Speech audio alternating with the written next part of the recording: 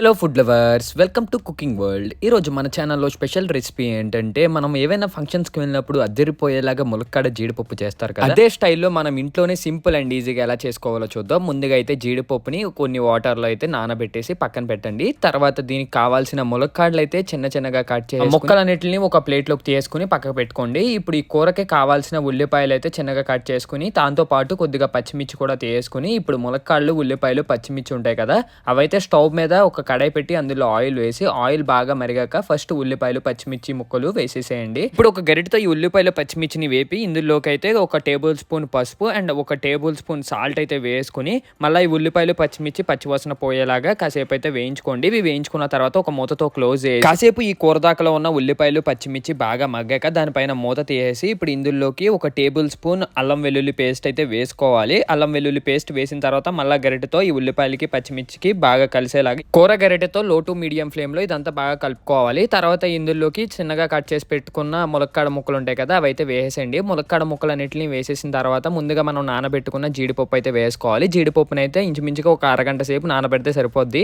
ఈ జీడిపప్పులు కూడా వేసేసిన తర్వాత ఇందులోకి తగినంత కారం అయితే వేసుకోవాలి. కారం ఎక్కువ తినే వాళ్ళైతే కారం ఎక్కువ వేసుకోవచ్చు. 2 టేబుల్ స్పూన్ కారం అయితే వేసాము. కారం వేసేసిన తర్వాత ఈ ములక్కాళ్ళకి అండ్ జీడిపప్పుకి కారం అంతా బాగా కలిసేలాగా కలుపుకోవాలి. లో టు మీడియం ఫ్లేమ్లో అయితే ఇవి బాగా కలుపుకొని ఇందులోకి కూరకు తగ్గ వాటర్ అయితే వేసుకోవాలి. వాటర్ వేసిన తర్వాత ఒక గరిటెతో ఈ మొత్తం ఈ కూరనంతా బాగా కలుపుకోవాలి. బాగా కలుపుకొని ఇప్పుడు ఈ కూర బాగా ఉడికేలాగా మూత పెట్టేసి క్లోజ్ చేసేయాలి. కూర అంతా బాగా మగ్గిన తర్వాత అప్పుడు మూత ఓపెన్ చేస్తే మనకి ఇలా బబుల్స్లో వస్తుంది అనమాట.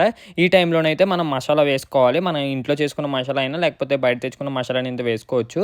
ఇంట్లో చేసుకున్న మసాలా అయితే టేస్ట్ అయితే బాగుంటుంది అనమాట. మసాలా పౌడర్ వేసిన తర్వాత మొత్తం ఈ కూర అన్నిటికి బాగా కలిసేలాగా గరిటెతో బాగా కలుపుకొని తర్వాత ఇందులోకి తగినంత కొత్తిమీర అయితే వేసుకోవాలి. కొత్తిమీర మంచి ఫ్లేవర్ అయితే తీసుకొస్తుంది అనమాట ఈ కర్రీకి. ఈ కొత్తిమీర కూడా బాగా కూరలోకి కలిసేలాగా కలుపుకొని ఇప్పుడు ఈ కూర దాకా పైన మూత పెట్టేసి క్లోజ్ చేసి కూర బాగా ఉడికేదాకా మనం అయితే లో టు మీడియం ఫ్లేమ్లో ఉడికించి కాసేపు తర్వాత ఓపెన్ చేస్తే మన వేడి వేడి ములక్కాడ జీడిపప్పు కర్రీ అయితే రెడీ అయిపోద్ది అనమాట. రైస్లోకి కానీ చపాతీస్లోకి కానీ అద్దిరిపోద్ది కర్రీ.